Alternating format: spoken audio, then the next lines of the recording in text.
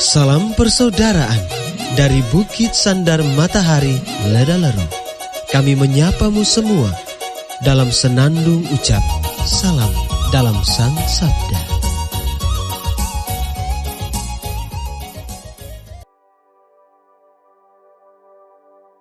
Bacaan Injil dan renungan hari ini, edisi 4 Desember 2021, Sabtu, Pekan Advent pertama.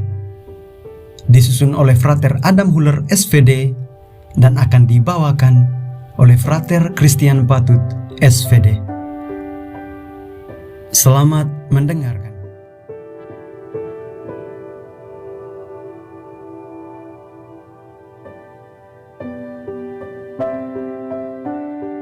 Bacaan diambil dari Injil Matius bab 9 ayat 35, dilanjutkan bab 10 ayat 1 dan ayat 6 sampai 8.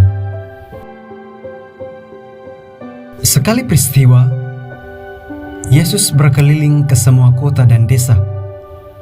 Ia mengajar dalam rumah-rumah ibadat dan mewartakan Injil Kerajaan Surga serta melenyapkan segala penyakit dan kelemahan. Melihat orang banyak yang mengikutinya, tergeraklah hati Yesus oleh belas kasihan karena mereka lelah dan terlantar seperti domba yang tidak bergembala. Maka Yesus berkata kepada murid-muridnya, "Tuaian memang banyak, tetapi pekerjanya sedikit. Maka mintalah kepada Tuhan yang mempunyai tuaian, supaya ia mengirimkan pekerja-pekerja untuk tuaian itu." Lalu Yesus memanggil ke-12 muridnya dan memberi mereka kuasa untuk mengusir roh-roh jahat dan untuk melenyapkan segala penyakit dan segala kelemahan. Yesus mengutus mereka dan berpesan, "Pergilah kepada domba-domba yang hilang dari umat Israel. Pergilah dan wartakanlah, kerajaan surga sudah dekat. Sembuhkanlah orang sakit, bangkitkanlah orang mati, tahirkanlah orang kusta, usirlah setan-setan. Kalian telah memperoleh dengan cuma-cuma, maka berikanlah pula dengan cuma-cuma." Demikianlah Injil Tuhan. Terpujilah Kristus.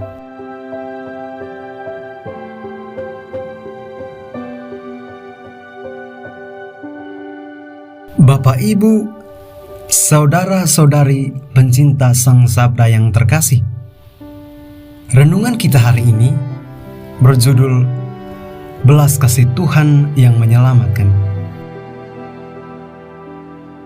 Ada beragam tanggapan yang kerap diungkapkan seseorang ketika melihat sesamanya mencapai kesuksesan tertentu dalam hidup. Tanggapan itu bisa berupa pujian, kekaguman, atau pula cibiran yang merendahkan. Tanggapan-tanggapan seperti itu menunjukkan sejauh mana respek orang terhadap realitas yang terjadi di sekitarnya. Hal ini pun dialami oleh Yesus dalam perutusannya. Dalam pelayanannya, Yesus melihat banyak orang terlantar, bagaikan domba tanpa gembala, orang-orang sakit tanpa ada pengharapan, dan orang-orang yang haus akan firman Tuhan. Melihat semuanya itu, tergeraklah hatinya oleh belas kasihan. Yesus merasakan penderitaan orang-orang itu sebagai penderitaannya. Yesus menyadari bahwa panggilan hidupnya adalah mewartakan kerajaan Allah, bukan mencari popularitas. Kesejatian hidupnya justru terletak pada komitmen untuk secara total mengabdikan diri bagi orang lain. Karena itu, belas kasihan yang diperlihatkan Yesus adalah belas kasihan yang aktif. Hati Yesus tergerak melihat penderitaan orang lain, sehingga Ia pun bertindak dengan melakukan mukjizat dan pengajaran kepada mereka. Pencinta Sang Sabda yang terkasih, semangat Yesus ini hendaknya juga menjadi semangat kita murid-murid Tuhan. Belas kasih Yesus terhadap orang-orang yang menderita harus menjadi inspirasi dan pedoman bagi kita untuk bertindak sebagai muridnya. Belas kasih yang tidak hanya sekadar perkataan dan perasaan iba, melainkan diwujudkan dalam tindakan nyata sehari-hari. Belas kasihan semestinya mendorong kita untuk membantu orang lain. Hati yang berbelas kasih adalah pancaran hati Allah yang menyelamatkan. Karena itu, tindakan belas kasih yang kita berikan harus merangkul semua orang tanpa memandang siapa dia, sekalipun orang itu telah menyakiti kita. Seringkali, belas kasihan yang kita berikan itu tidak dianggap orang lain, tidak diterima, bahkan dibalas dengan kejahatan. Meskipun demikian, kita tetap berbelas kasih dengan mereka, karena inilah hakikat dari iman kita. Kita telah menerima belas kasih Tuhan dengan cuma-cuma, maka kita pun sepantasnya menyalurkan belas kasih yang sama kepada orang lain. Tuhan tidak menghendaki kita menjadi penghambat belas kasih terwujud dalam kehidupan, melainkan Tuhan menjadikan kita sebagai penabur dan penyalur belas kasih.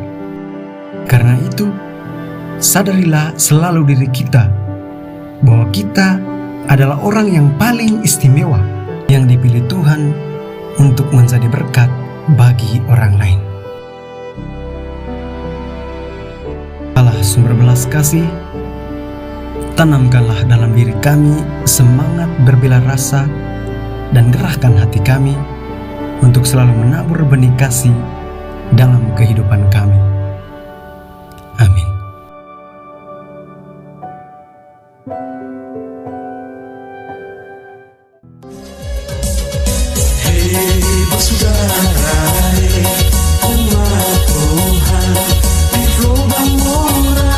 Sahabat-sahabat pencinta Sang Sabda, kita baru saja mendengar bacaan Injil dan renungan edisi hari ini. Sampai jumpa kembali pada edisi berikut. Terima kasih kepada Divisi Kerohanian website Seminari Tinggi Santo Paulus Ledalero. Semoga Sang Sabda menjiwai seluruh pengalaman hidup kita hari ini. Tuhan memberkati kita sekalian. Amin. Dalam satu hati, di dalam kasih Yesus. Mari dengarkan sapaan sabda dari komunitas Seminari Tinggi Santo Paulus Ledalero setiap hari Senin sampai dengan Sabtu di www.seminariledalero.org.